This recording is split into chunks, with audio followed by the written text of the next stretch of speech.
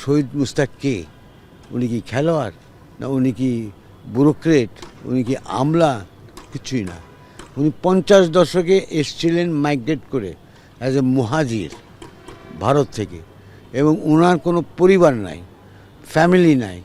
উনি married to cricket, এবং কোনো শিক্ষা দীক্ষা তার কোনো ছিল না, বাট ক্রিকেট অন্তঃপ্রাণ, ক্রিকেট পাগল লোক। এবং উনি ছিলেন, আজকে বলতে আমার দ্বিধা নাই, হি ওয়াজ এ ম্যাচিওর, মাসাজম্যান। তখন মাদানী সাহেব আসে এখানে চিফ সেক্রেটারি হয়ে, ডিআইটি যেটা আজকে রাজুক, ওটা চেয়ারম্যান, তখন তার কাছ থেকে সে তার পা টিপতো, গা টিপতো। কারণ তখন তো আর পার্লার ছিল না, তখন জিম ছিল না। তখন মাদানী সাহেব বললো যে ভাই আমার জন্য একটা গায়ে ব্যথা হয়, বিরাট আমলা। তখন এই মুস্তাককে খোঁজে, আর মুস্তাক এই মডার্ন ক্লাব, সব ক্লাব এবং পাকিস্তান টিম যখন খেলতে আসতো, এই মুস্তাক যে ওদের গা টা টিপে দিত পাউডার দিয়ে, আমাদেরকেও টিপতো, আমরা তখন ছোটো।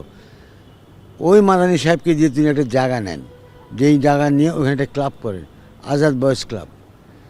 নামটা হলো আজাদ বয়েজ ক্লাব। ওই আজাদ বয়েজ ক্লাব থেকেই কিন্তু সারি সারি ক্রিকেটার আসছে, অল আর স্টুডেন্টস। আমরা সবাই স্টুডেন্ট ছিলাম, এবং প্রত্যেকে ভালো স্টুডেন্টও ছিল, স্কুলে, কলেজে, ইভেন ইউনিভার্সিটিতে। তখন তো আর এত প্রফেশনালিজম ছিল না।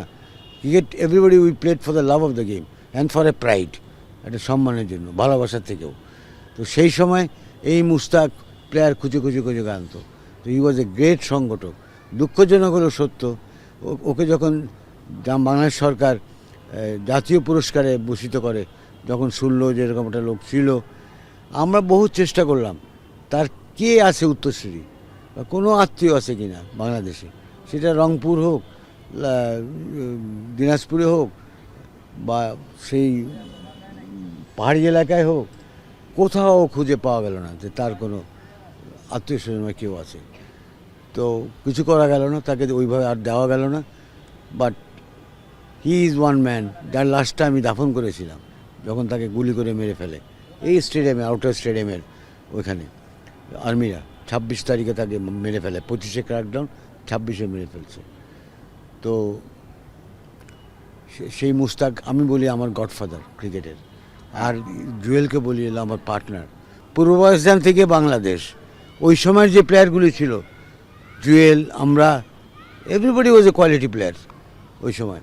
তো তখন ওই সময়টা জুয়েল মুক্তিযুদ্ধে গেল, আমি মুক্তিযুদ্ধে গেলাম, যার যার মতো। তখন তো সবচেয়ে বড় এজেন্ডাই ছিল আমাদের ওইটা, দেশ কী হবে, কবে স্বাধীন হবো কী। তো জুয়েল তো ক্র্যাক প্যাটার্নও ছিল, তাকে তো আমি খুব কাছ থেকে দেখেছি। ও জুয়েল আমার সিনিয়র ছিল, but I could see in him, তার ভিতরে আমি দেখতে পাচ্ছিলাম সবসময় যে একটা বড় মাপের একটা খেলোয়াড়, এবং অনেক দূর যাওয়ার একটা সম্ভাবনা তার ছিল। টুর্নামেন্ট হতে পারে তাদের নামে, একটা নকআউট টুর্নামেন্ট করা যেতে পারে। তারপরে আমরা তো অনেক লড়াই টড়াই করে আমরা 2টে স্ট্যান্ডের নাম লিখেছি। এই দেখবেন শহীদ জুয়েল স্ট্যান্ড আমার সামনে, পিছনে দেখেন শহীদ মুস্তাক স্টেডিয়াম। কিন্তু দুঃখজনক হলো যে এই দুজন কে, মুস্তাক কে, জুয়েল কে, এই ছোটো ছোটো ছেলেমেয়েরা এই প্রজন্ম কিন্তু এখনও জানে না। স্টেডিয়ামে সবাই ঢুকে, কিন্তু ঢুকে ওখানে দেখে নামটা লেখা। তা আমি রিকোয়েস্ট করেছি, বিসিবি এটা অনুধাবন করেছে যে না, এটা আমাদের করা উচিত, আমরা করবো। একটা টেক্সট, একটা তাদের সম্বন্ধে একটা লেখা, যে গেট দিয়ে ঢুকে 2 নম্বর গেট দিয়ে ওইদিকে যখন উঠবে, ওইখানে লেখাগুলো থাকবে, হু ওয়াজ জুয়েল, আর এদিকে লেখা থাকবে যে মুস্তাকটা কে ছিল। অন্তত ওইটা করতে হবে।